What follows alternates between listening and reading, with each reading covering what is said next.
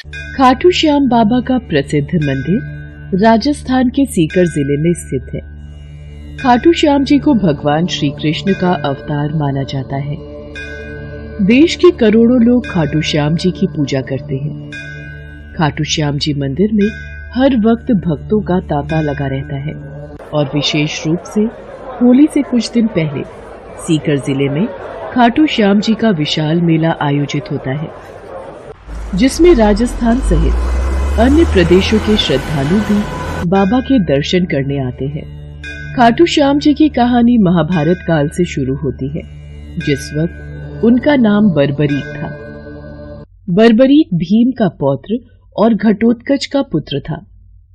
बर्बरीक बचपन से ही बहुत वीर योद्धा था। बर्बरीक ने अपनी माँ से युद्ध कला सीखी थी। बर्बरीक देवी शक्ति का बहुत बड़ा भक्त था। एक बार बर्बरीक ने देवी शक्ति की कठोर तपस्या की। बर्बरीक की कठोर तपस्या को देखकर देवी शक्ति वहाँ प्रकट हुई। आंखें खोलो पुत्र। प्रणाम माते। तुम्हारा कल्याण हो पुत्र। मैं तुम्हारी तपस्या से अति प्रसन्न हूँ। बोलो क्या वरदान चाहिए। माते, आपने मुझे दर्शन देकर कृतार्थ कर दिया। अब तो बस एक ही अभिलाषा है कि आपका आशीर्वाद सदैव मुझ पर बना रहे और मैं अपना संपूर्ण जीवन दीन दुखियों की सहायता में व्यतीत कर सकूं। तथास्तु, तुम सदा दुर्बलों का सहारा बनोगे। मैं तुम्हें ऐसी शक्ति प्रदान करूंगी जो तीनों लोकों में किसी के पास भी नहीं है। पर ज्ञात रहे पुत्र, तुम्हें इन शक्तियों का दुरुपयोग नहीं करना। भगवती शक्ति ने बर्बरीक को 3 दिव्य बाण वरदान स्वरूप दिए। वो बाण अपने लक्ष्य को भेद कर वापस लौट आते थे। इसी वजह से बर्बरीक अजेय हो गया। बर्बरीक अपनी माता के पास पहुंचा और देवी शक्ति के दिए वरदानों के बारे में बताया। माँ, मैं भी कौरव और पांडव के युद्ध में जाना चाहता हूँ। मेरी युद्ध में जाने की बहुत इच्छा है। पुत्र बर्बरीक, मैं जानती हूँ तुम एक महान योद्धा हो, इसलिए मैं तुम्हें रोकूंगी नहीं, पर मुझे वचन दो कि तुम हारे का सहारा बनोगे। तुम युद्ध में हारने वाले की तरफ से लड़ोगे। मैं आपको वचन देता हूँ, मैं हारने वाले की ओर से ही युद्ध करूंगा। अपनी माँ को वचन देकर बर्बरीक नील घोड़े पर सवार होकर 3 बाण लेकर रवाना हो गया। भगवान कृष्ण तो अंतर्यामी है, वो ये सब लीला होते देख रहे थे। भगवान कृष्ण जानते थे कि बर्बरीक केवल हार रही सेना की तरफ से लड़ेगा, और वो ये भी जानते थे कि कौरवों को भी बर्बरीक के इस वचन के बारे में पता है।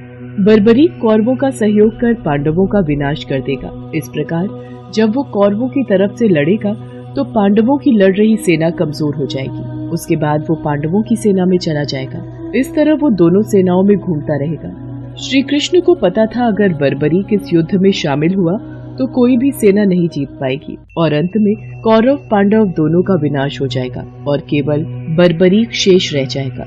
इसलिए रास्ते में ही श्री कृष्ण ने ब्राह्मण का वेश धारण कर बर्बरीक को रोका। बर्बरीक को रोकने का अब एक ही उपाय है। मुझे बर्बरीक से उसके शीश का दान मांगना होगा। हे महावीर योद्धा, तुम कौन हो? ये कुरुक्षेत्र की रणभूमि है। तुम कौरवों और पांडवों के युद्ध में क्या कर रहे हो? हे ब्राह्मण देव, मैं घटोत्कच का पुत्र बर्बरीक हूँ। मेरा प्रणाम स्वीकार कीजिए। मैं महाभारत के युद्ध में सम्मिलित होने आया हूँ। ऐसा कैसे हो सकता है? तुम मात्र 3 बाण से युद्ध में सम्मिलित होने जा रहे हो?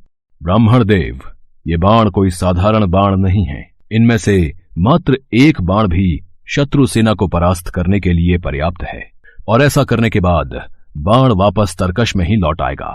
अच्छा, तो फिर इस पीपल के पेड़ के सभी पत्रों को छेद कर दिखलाओ। बस इतनी सी बात ब्राह्मण देव।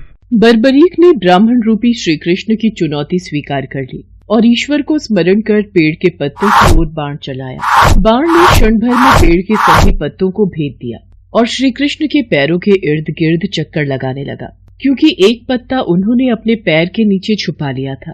ब्राह्मण राज, अपना पैर यहाँ से हटा लीजिए, वरना ये तीर आपके पैर को भेद देगा।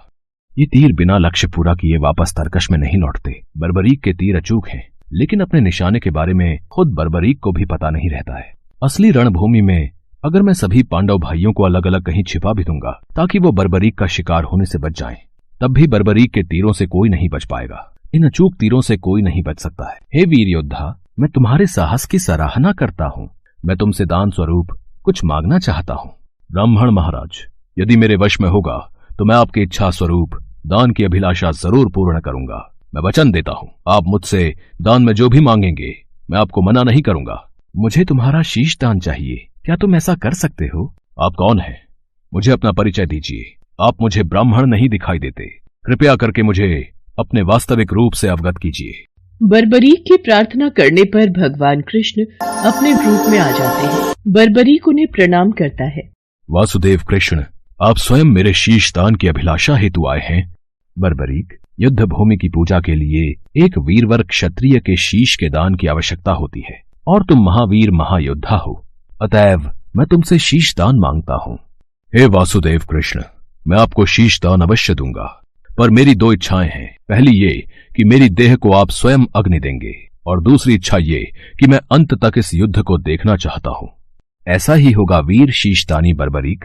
कलयुग में लोग तुम्हें हारे का सहारा बोलेंगे, तुम्हें श्याम नाम से पुकारेंगे। मेरे नाम से ही तुम्हारी कलयुग में पूजा की जाएगी। कलयुग में खाटू श्याम नाम से तुम्हारी पूजा होगी। फाल्गुन माह की द्वादशी को बर्बरीक ने अपने शीश का दान दिया। बर्बरीक को ब्रह्मा जी का श्राप था कि उनकी मृत्यु पृथ्वी लोक पर भगवान कृष्ण के हाथों ही होगी, तभी वो श्राप मुक्त हो सकता है।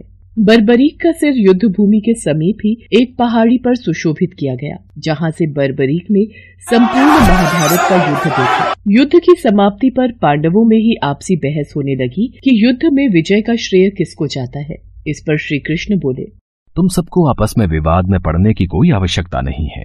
बर्बरीक का शीश संपूर्ण युद्ध का साक्षी है, अतएव उससे बेहतर निर्णायक भला कौन हो सकता है। ठीक है वासुदेव, फिर हम इस निर्णय को जानने के लिए बर्बरीक के पास ही चलते हैं।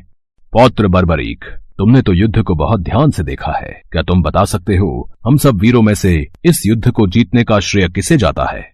श्री कृष्ण ने ही युद्ध में विजय प्राप्त कराने में सबसे महान कार्य किया है। उनकी शिक्षा, उनकी उपस्थिति, उनकी युद्ध नीति ही निर्णायक थी। मुझे तो युद्ध भूमि में सिर्फ वासुदेव कृष्ण का सुदर्शन चक्र घूमता हुआ दिखाई दे रहा था, जो कि शत्रु सेना को काट रहा था। इस धर्म युद्ध को जीतने का संपूर्ण श्रेय भगवान श्री कृष्ण को ही जाता है।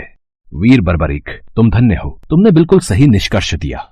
इसके पश्चात सभी पांडव बर्बरीक के निर्णय की सराहना करते हैं और भगवान कृष्ण से क्षमा मांगते हैं, क्योंकि वो जानते थे यदि स्वयं वासुदेव न होते तो ये धर्म युद्ध जीतना असंभव था। धर्म की विजय स्वयं वासुदेव कृष्ण के कारण ही हुई थी। भगवान कृष्ण के आशीर्वाद से बर्बरीक को कलयुग में श्याम नाम से पुकारा जाने लगा। आज भी खाटू श्याम जी महाराज के अनेकों भक्त रोजाना उनके दर्शन करने जाते हैं और उनसे मन वांछित फल की प्राप्ति करते हैं।